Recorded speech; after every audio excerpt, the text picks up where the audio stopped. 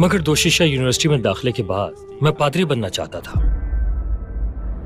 फिर मुझे एक किताब मिली। ये किताब खुदा के बारे में थी,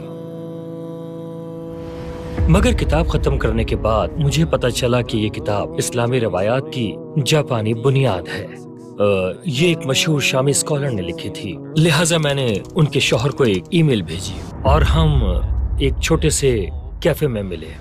मगर वो कैफे में दाखिल होते ही रोने लगे। मैं बहुत हैरान हुआ, मगर वो कहने लगे कि उनकी बीवी का कैंसर के बायस इंतकाल हो चुका है। अपनी बीवी के इंतकाल के बाद जब उन्होंने मेरी ईमेल पढ़ी तो कहा कि उन्हें एक हदीस याद आई जिसके मुताबिक किसी भी इंसान के किए जाने वाले आमाल उसके मरने के बाद भी 3 सूरतों में जारी रहते हैं। तो उन्हें इल्म हुआ कि उन्होंने अपनी बीवी को नहीं खोया। और फिर मैं मिस्र चला गया।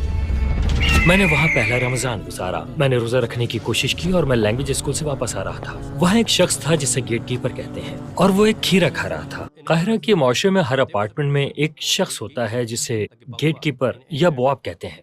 हमारा भी एक बवाब था जो उसी अपार्टमेंट के ग्राउंड फ्लोर पर रहता था और वो उस वक्त इफ्तार कर रहा था और वो एक खीरा खा रहा था।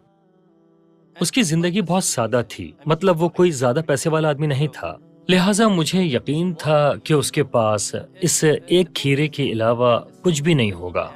और मैं वापस अपार्टमेंट आ रहा था जब मैंने उसे देखा, और जब उसने मुझे देखा तो उसने अपना खीरा मुझे दे दिया।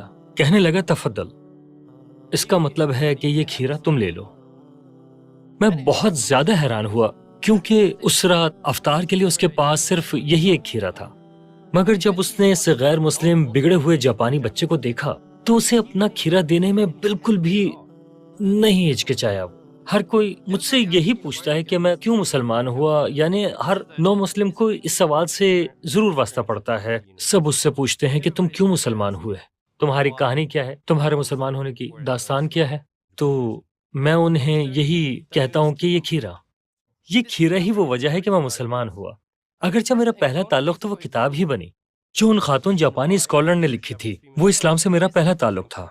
मगर जिस वजह से मैंने मुसलमान होने का फैसला किया वो यही खीरा था, क्योंकि मैंने उसे कहा कि जापान में लोग मजहब के बारे में बात नहीं करते। मगर इसका ये मतलब नहीं कि जापानी मजहबी नहीं होते या जापानी एथिस्ट होते हैं। जापानी लोग अमली सबूत देखना चाहते हैं।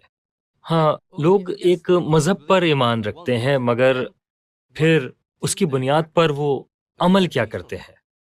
और मैंने कायरा में जो खीरा देखा वो इस्लामी